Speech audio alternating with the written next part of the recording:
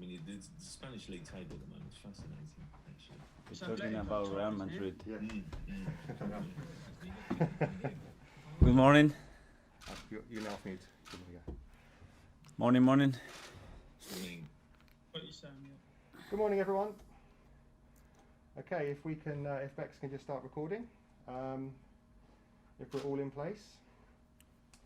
Just to let you know, guys, we'll go live with the broadcast section at 11:30 this morning, and then we've got a couple of the UK written media for 10:30 tonight. So if we're all ready, George Cummings from the BBC. Thanks, Dan. Good morning, Mikel. Hello.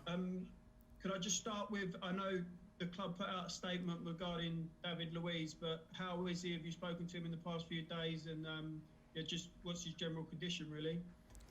No, he's feeling fine. Obviously, he had a really nasty cut, but they keep monitoring him and checking him, and he was absolutely fine. We made a statement just to clarify a little bit the situation. Obviously, some people can have the perception that whether he should have continued or not. Thankfully, we have one of our leading authorities in this country, which is Gary O'Driscoll, which is our doctor, who has a massive experience, not only in football, but in rugby as well. And he knows exactly what to do. He did all the testing, he followed all the protocols, and we were very comfortable to carry on playing. But obviously you have to make a decision in 1 minute. You know, when someone is bleeding, when you have a massive concussion next to you with somebody that's his life is under threat, and maybe it's a moment that we can think that maybe we can give these people a little bit more time and use a temporary substitution, for example, if we don't want to find ourselves in those positions. But what I can tell you that everything was done in the right manner, and the only aim here is to protect the welfare of the player, and that's all. So I know, because I've seen Arsenal have said that you've followed all the protocols. So what you're saying is maybe a concussion substitute would have really helped on Sunday and going forward if that situation happened again? Well, that if you have any doubt at any moment and you need an extra 2 minutes or 5 minutes to check somebody, maybe we can think about that, because obviously you are, after 5 minutes you have to make a decision to find a sub. The player is really pushing you. He's talking about everything. David was constantly asking about Raúl. He went to see Raúl. He was totally conscious all the time about the situation. The player wants to carry on playing, and the doctor has ticked all the necessary boxes to be certain that the player is okay to continue. So if we have any extra doubts, okay, we give them a little bit more time if necessary. But you cannot play as well 10, 15 minutes with 10 men in football. Bring that rule in now? What's stopping you bring that rule in now? I don't know. It's just a suggestion. You know, you want to be extra careful and extra conscious, and I don't know. Maybe it's an option. Could David play on Sunday against Tottenham? I think he will be fit to play if the scar is healing properly and he's comfortable heading the ball. It should not be any problems. Okay. Fans back tomorrow. How excited are you? How excited are the players? It's going to be extraordinary to have them back. It's going to feel strange. The club has done an amazing work to try to facilitate everybody in short notice to be able to attend to the stadium. I'm sure it's going to work really good, and feeling sorry as well for thousands of fans that I'm sure that they can make it and they're not going to be able to be there. Do you think, I know it's only a couple, but do you think possibly in a couple of months you could be looking at maybe 10,000 at the Emirates? Because I know you say Arsenal put a lot of work in. I don't know, the way the pandemic is developing. Before we thought it was only a 2 weeks lockdown. We found ourselves 3-4 months. Who knows how it's going to develop. But what we can do as a club, we will do our maximum. Obviously, that will be ideal for us. Thank you. Good luck tomorrow. Thank you. Thanks, George. Ian Abrahams from TalkSport.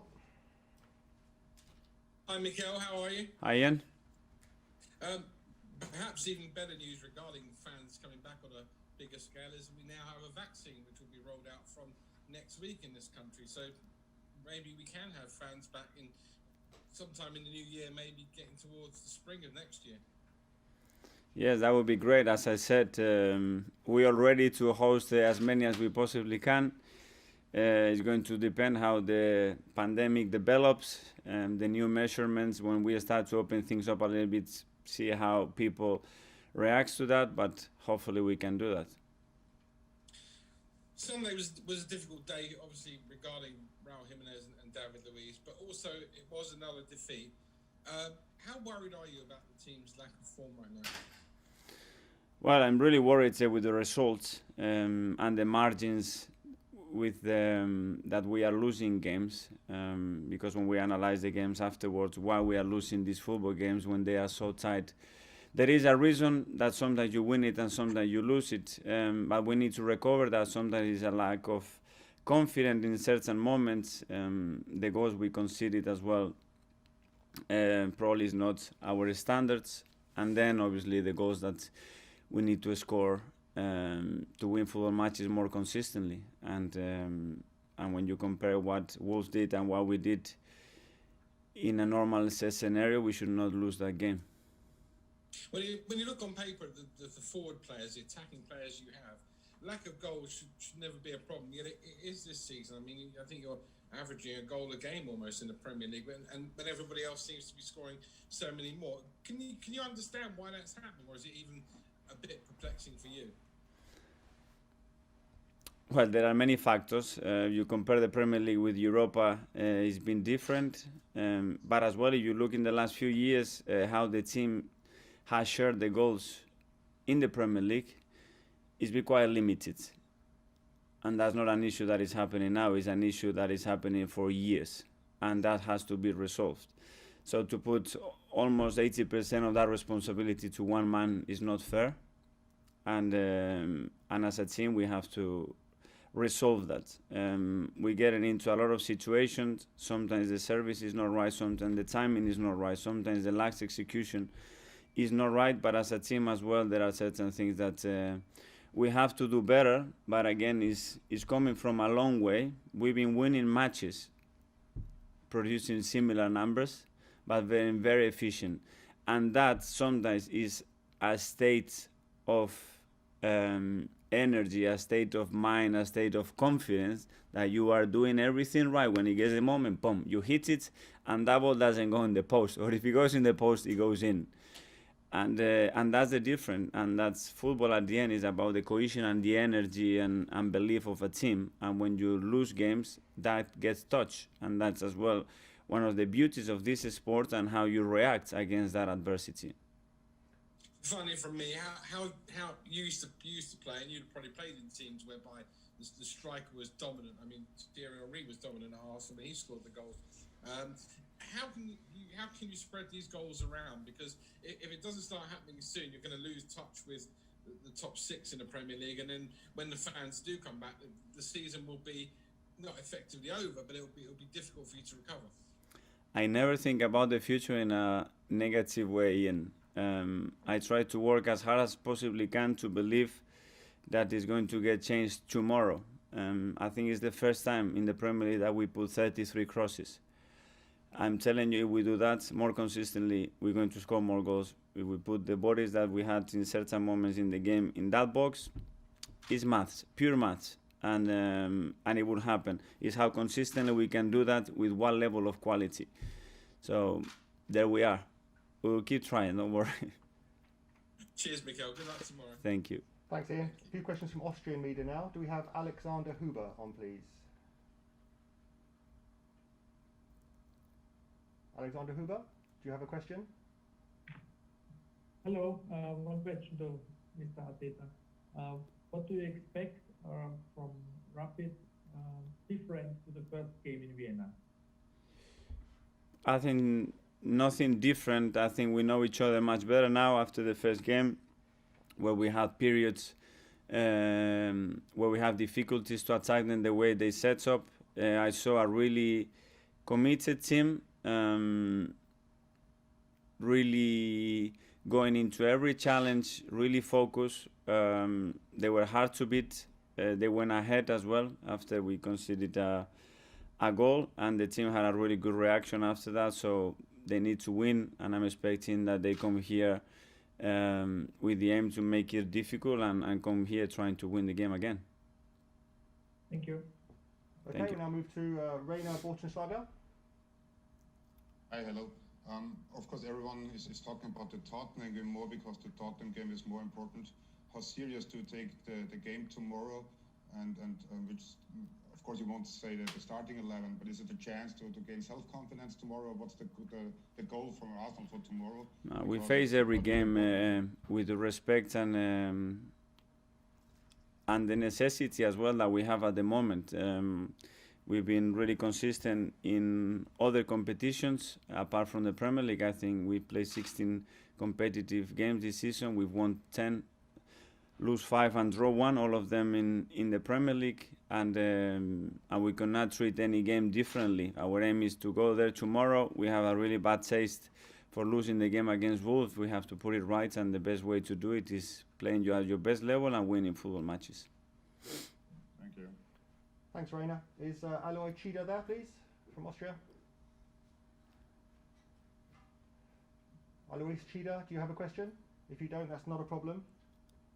Is Martin... Oh, Alois. Thanks, no. thanks, I'm fine, yeah, everything runs. Thanks. So no question. Okay, no problem. Does Martin Lang have a question from Austria? Okay, no problem. We'll move on to Geraint Hughes from Sky Sports. Thanks, Dan. Hi, Mikel. Hello. If I could just bring you back to the questions that George was asking you at the beginning. You mentioned there Gary O'Driscoll. Have you had discussions between yourself and Gary and the other members of the staff about, before Sunday happened, about the need for maybe temporary substitutions? Obviously, you mentioned his background in rugby as well. They've had HIAs for a number of years, the head injury assessment.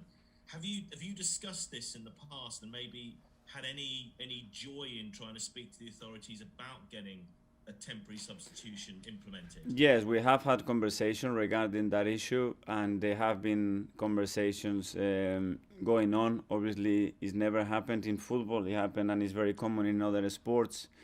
And it's just a suggestion, you know, if we want to be extra protective, which I think we have to be in certain moment when we really are considering the welfare of the players, and have a fair competition while the game is still running.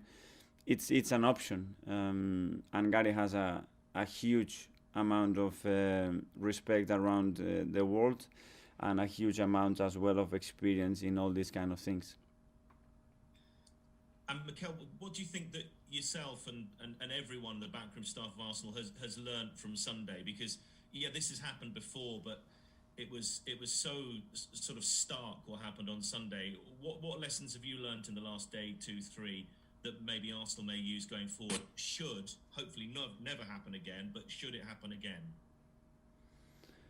Well, I don't know. I think it's there are certain things in these sports that they are inevitable. So that clash, hopefully not, but it's very probable that it happens. I don't know at what extent. How can we avoid that? I think it's almost impossible. There are so many unpredictable things that can happen when you have 22 players running in all kind of directions, fighting for a ball.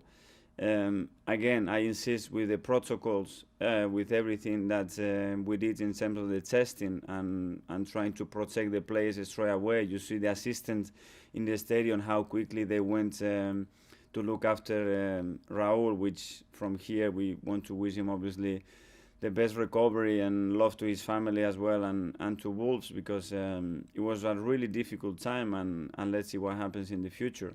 But honestly, Geraint, it's difficult to avoid this circumstance. It happened in the past, and yes, we hope that it's never going to happen again, but nobody can guarantee that. Just a quick final one for me, different subject, Mikel.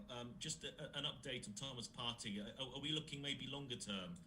I know you have given an update recently, but I don't know. He's been training separately in the last week or so. We have to scan him again to see how he's feeling. He's a player that is so willing, that is pushing us every day because he wants to do it. At the same time, we have to protect and make sure that when he gets back in the team, he's ready to do that, and whatever extent of minutes we can use him. So this week is going to be crucial the moment he starts to train in pairs with the team, see how he's feeling and how he's evolving day to day. Thanks, Mikel. Thank you. Thanks, Garen. We'll move to Mark Manbryans from PA, please. Morning, Mikel. Just quickly on Thomas, do you expect him to be available on Sunday? We don't know. Again, he's really pushy every day. He's trying to get around the doctor and the physios. He hasn't trained with the team yet. So let's see if this week he can get a session or two, assess him. We need to scan him again to see the extent of the injury, how he's healed. And I know if he's Thomas, he wants to play tomorrow. And then we have to see, like, medically, that he's safe to have or participate this week at all. Tomorrow's a game where Arsenal have very little to play for, and you would be forgiven for playing a much-changed team. But with fans being back for the first time in 9 months, do you feel more obliged to name a stronger team? Well, I think honestly, the names at the end of the day, we're gonna play players that we believe that can perform at the level that is required in this competition.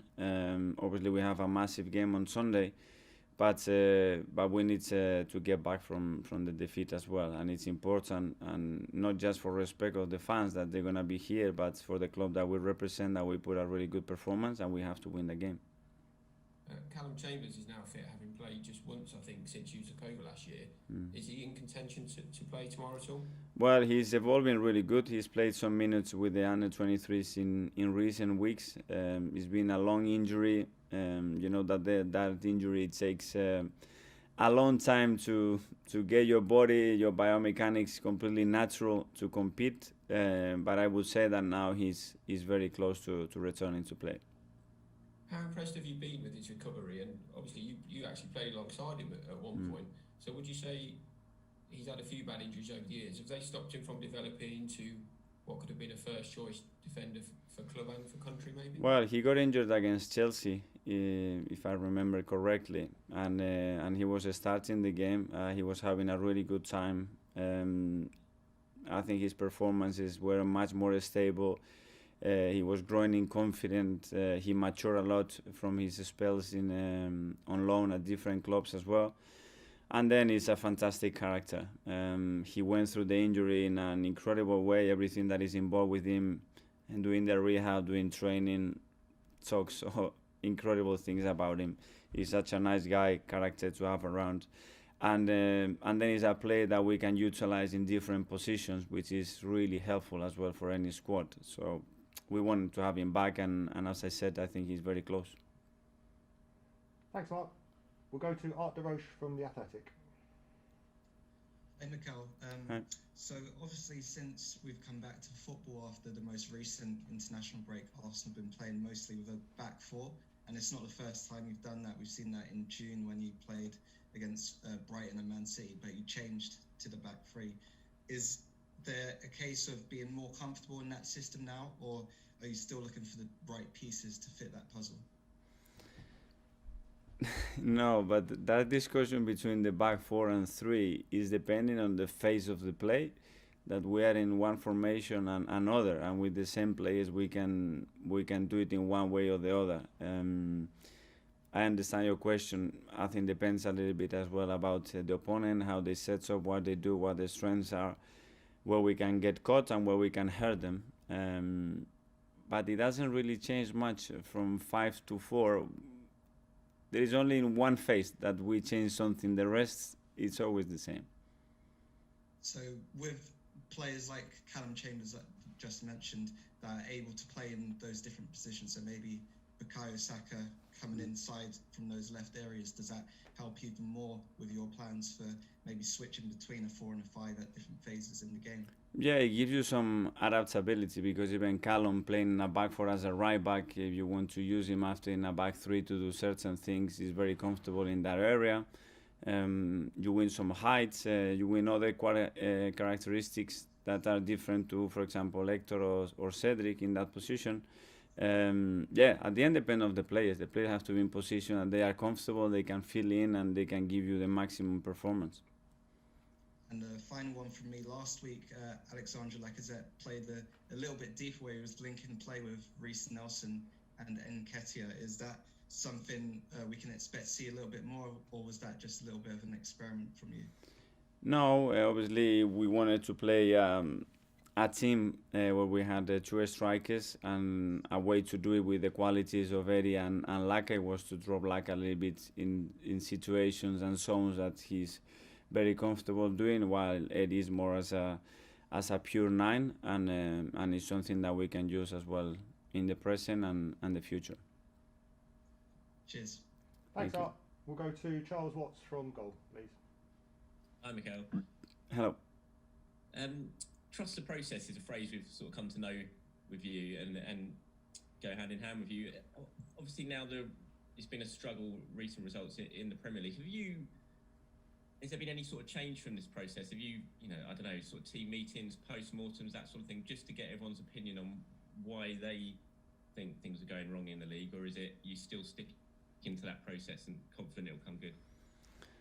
A process has to be reviewed constantly with what you do, with what we are trying to achieve, why things are working, why they're not, or if things are working, our results are not working. I think just to focus on one thing, you can get carried away and not look from the focus that is needed. I was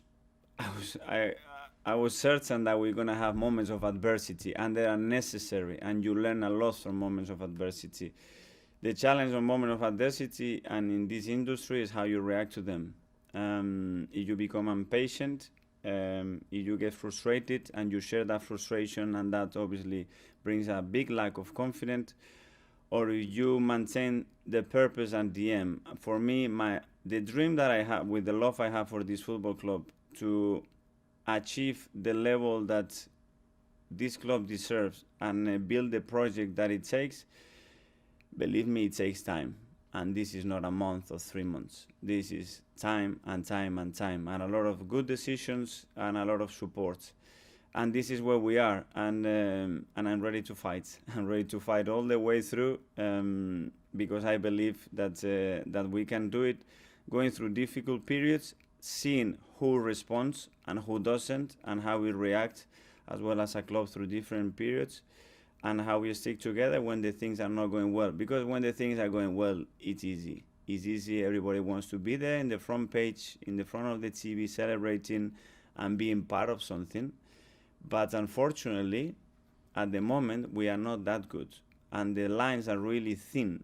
And we need to be really humble and understand that these thin lines, but if we do it, we can compete against any team. And we've shown that, and we've shown what happened in the last 5 years against certain teams, and what we've been doing against big teams in the last 12 months. And it's not because of me or something, it's because the belief, the trust, and as well the response that every player had in every action. And it's not any surprises that we can compete against any team, but our reality today as well is that we can lose against any team. And Wolves, with what they did, they won against us. And it happened the same with Leicester. With which margin, who deserved more or less, at the end of the day, we lost. And we lost for certain things that have to be corrected straight away, but unfortunately, sometimes they take time. We've heard that Gabby Martinelli could be back playing this month, potentially for the under-23s. We all saw how special a talent he was when he broke through last season. How much of a difference do you think he could make to this side when he's back? And where do you see him fitting in when he's fit again? Gabby is another one that even in a moment of adversity, you see him training, and everything he brings and contributes to the team, his energy, his passion, his motivation, is translating everything, positive emotions to everybody. And he tries and goes again, and he wants to score a goal, and he's ruthless in training in every single action. So the more players you have to add that, the more staff you have to add that, at the end that gets translated to what happens in the football pitch. And over time, you will be stable. So Gavi is another one that just with his presence brings something different to the team, and we need players like him. Okay, Charles. There's lots of expectation on him, though. I think because he's been out for so long and everyone remembers how good he was, everyone thinks he's going to come back and hit the ground running. Is that fair after such a big injury and how young he is? Time is the key word in this industry, and nobody's going to give you time. The moment that ball doesn't go in the net and you lose a football match, you're going to question all the rest. So with Gabi it's the same. Now he needs time. He's done it for a period of time or in certain moments throughout a game. consistently for 3 years, for 2 years, for a year. He's never done it. I'm sorry. He's never done it. So we cannot put that pressure on him. It's like with Bukayo, with a lot of young players that we have. They never done it in this career. Why are you expecting to do it today? And in which environment? In which context? So patient, but is he a positive guy to be back on the team? Yes, because he's such a character as well.